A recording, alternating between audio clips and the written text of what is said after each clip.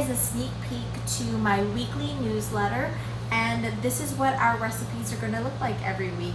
I chose to do a video recipe because I think it's easier, and you guys are used to my format from my virtual cooking classes. And so let's begin. Today I'm going to show you guys how to make a pumpkin spice whoopie pie.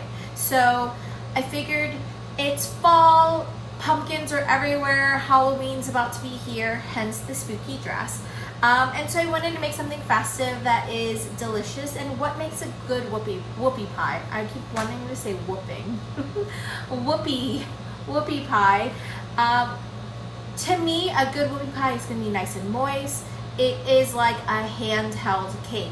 So I have a heavily spiced, I say heavily spiced, but there's only 2 spices really in my pumpkin spiced cake, which is cinnamon and ginger, and a tangy cream cheese frosting to sandwich it all together.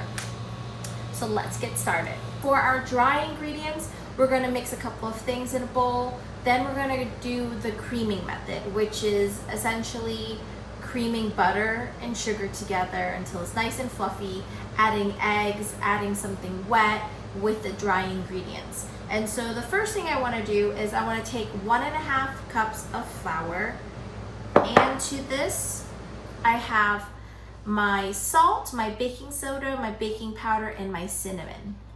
I like to use Vietnamese cinnamon. Can you tell why?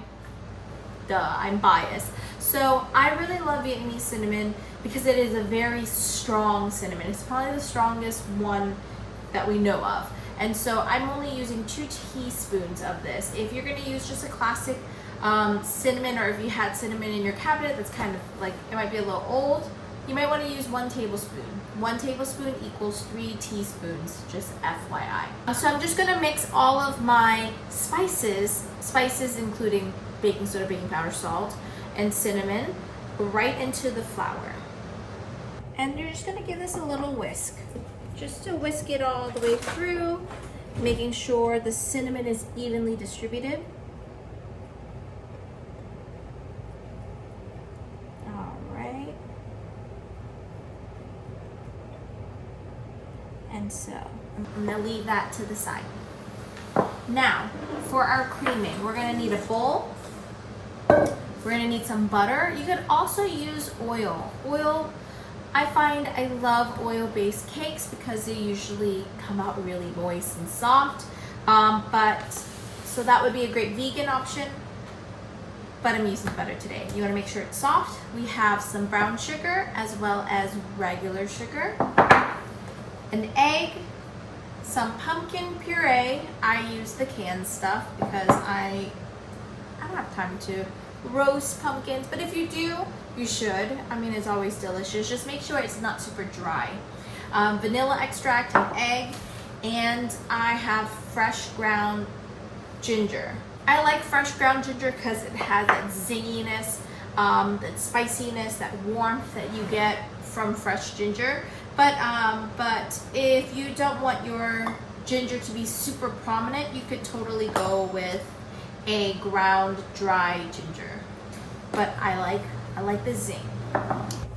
This batter is so easy to put together. What I'm gonna do is I'm gonna put my butter into my bowl. To that, I'm gonna add some sugar, some brown sugar. Okay, so I'm gonna mix this up and I'm gonna just cream it. And I'll show you what that looks like. You wanna start slow so it doesn't get everywhere. And please excuse my eyes. I don't know where I'm looking at my screen, but I don't think I'm looking right in the camera. I think that's the camera. This is my first video, so please be kind. All right. So far, this is just for not even a minute. It's kind of, a little sandy. So I'm just gonna keep beating it until it's a nice smooth consistency. Basically all kind of the same texture. This is what you want to look for. Pale, nice same color. Just like that. Take it out. Okay, so once you cream your butter and your sugars, 2 types of sugar, you're gonna go ahead and crack your egg in. Just like you would if you were to bake a cookie, okay? I'm just gonna leave my little spoon in there. I'm just gonna mix that in.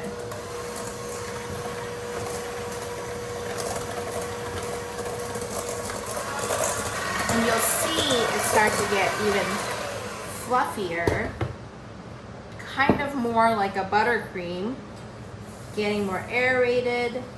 That's exactly what you want. Once it's all mixed in, I like to add my ginger and a half teaspoon of vanilla, but I'm just gonna put in a splash. All right.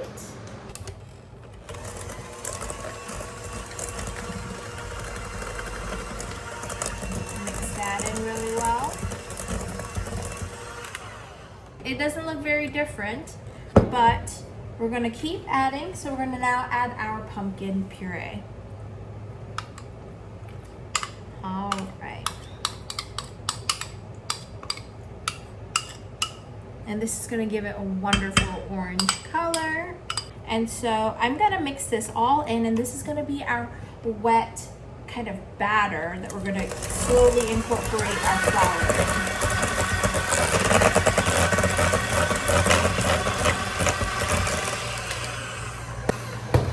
So now I beat my pumpkin mixture in. I'm just gonna use my spatula, making sure I'm scraping all the sides. It's getting really kind of loose. And now I'm gonna start to add my flour mixture. So I'm just gonna put in like half. I'm gonna do it in 2. I'm gonna start with my spoon. You don't want to overwork this. You don't want a tough cookie. We want it to be nice and soft and crumbly and moist. I'm going to get the second half. I'm going to fold that in as well. So, oops. Stirring it in. So, we're gonna mix this up, and it should just look like a thick cake batter, because it's basically a cake batter. And I'm just making sure I'm scraping all the way down. It's okay if there's a little bit of clumps. As long as you whisk your flour earlier, it should be pretty evenly distributed. And now we're going to scoop some scoops onto a baking sheet. So I have 2 baking sheets here lined with parchment paper. You want a small cookie scoop, just like this. And you want to just make sure you give it like 2 inches apart.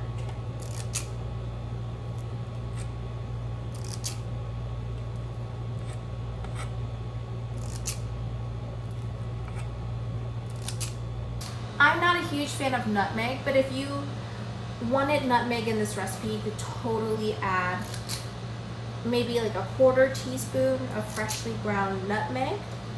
That would be nice. But I like a gingery, cinnamony whoopie pie, pumpkin spice. I guess I also love allspice in it, but this is a very simple recipe.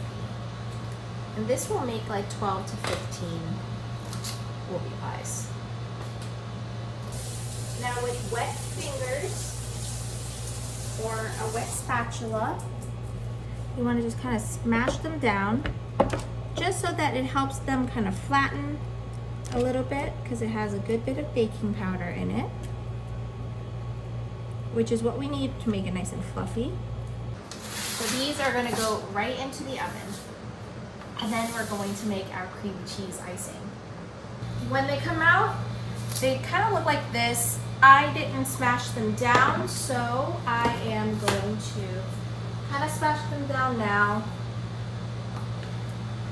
My little crazy towel. Then I'm going to smash them down now. They should be nice and puffy. So I have my whoopie pies chilling in the freezer right now so I can sandwich them ASAP. Now I'm going to show you guys how to make a cream cheese frosting. This is super simple. You just want to make sure you have your butter and your cream cheese at room temp because it's going to be hard to whip it up without it being soft. We want it soft. I have some powdered sugar here. We're gonna need about 2 cups, but it all, varies depending on how much you whip it. So I want everyone to kind of see the texture. This is why I have a video recipe versus a written one, because sometimes it's all about the feel and the texture, and sometimes you get there with a little more, sometimes you get there with a little less. But with our powdered sugar, you're gonna want a sifter because you don't want any clumps. We don't want any clumps, so we're gonna sift our powdered sugar. So I'm gonna need 2 cups of that. A bowl, and for me, any good frosting will have a pinch of salt. So here we go. For this, we're gonna need about 6 tablespoons of butter. Right here. Peel it back. And I want the bigger half, or bigger piece. So 6 ounces of butter, soft. And then I'm gonna go ahead, since I'm cutting stuff, we want 4 ounces of cream cheese. All right. So I'm gonna take half. Oops. I'm gonna throw that right in as well. So I have my butter and my cream cheese right in here, and now I'm gonna whip it up. I'm gonna whip it up in my little mixer. Here we go.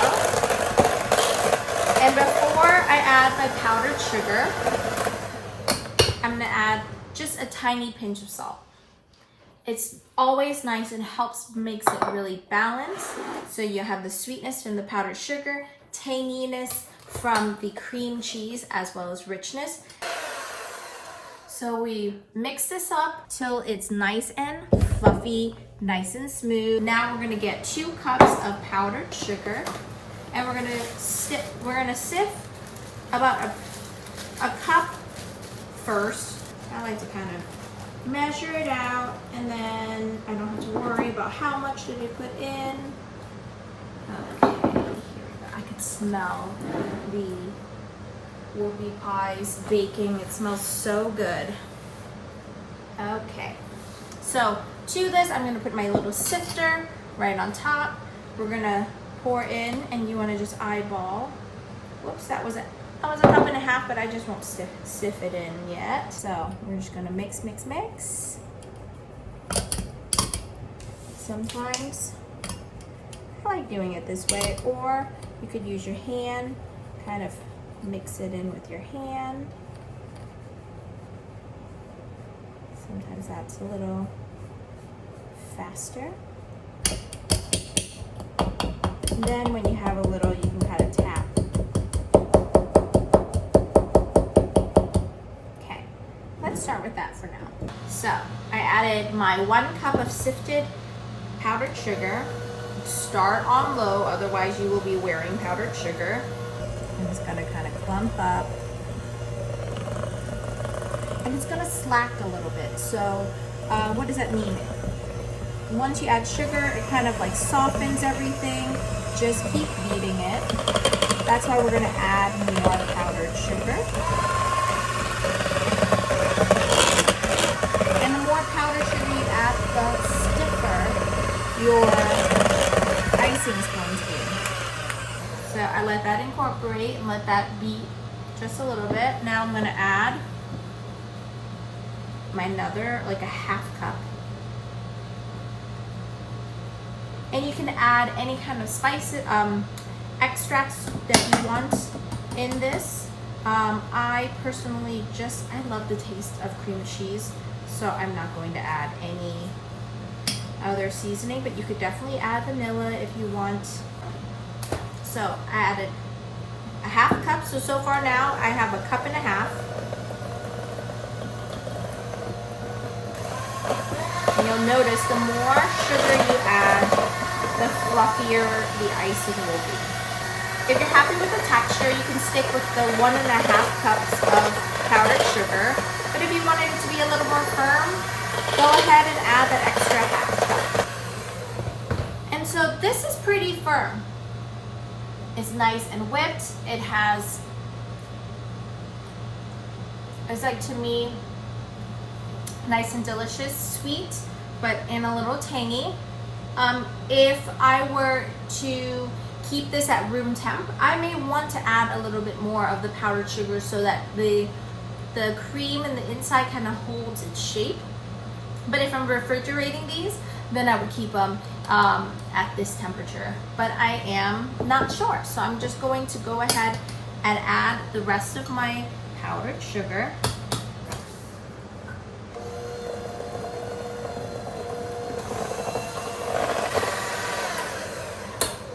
I have a circle tip just lined with a bag, piping bag.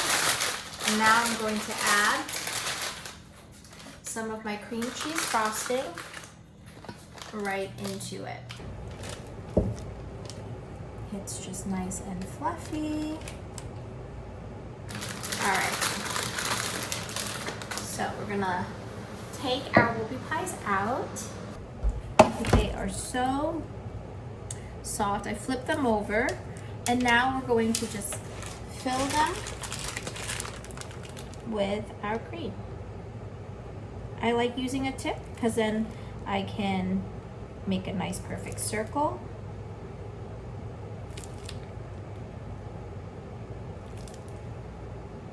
Look how luscious that cream cheese icing is. And then we're going to take our sandwich and we're just going to wiggle it, and that way you get that perfect sandwich. So then I'm going to lay this here, and I'm going to just put them back into the fridge so they firm up. I'm going to wrap it with a plastic wrap, but look at that. That is so good. Maybe you don't need that much cream cheese icing, but it's totally up to you. I'm digging it. Look how cute and domed that icing is. Perfect. They almost look like oatmeal cream pies, don't they? All right. So cheers, everyone. I'm gonna take a bite into one, but it's probably gonna gush everywhere. But you wanna keep them in the fridge, and I promise you, they taste better the next day. You just wanna wrap them really, really tightly. You don't want them to dry out in the fridge, and then let them sit and enjoy them tomorrow. But cheers. So soft. Perfectly spiced. I'll see y'all next week. Bye.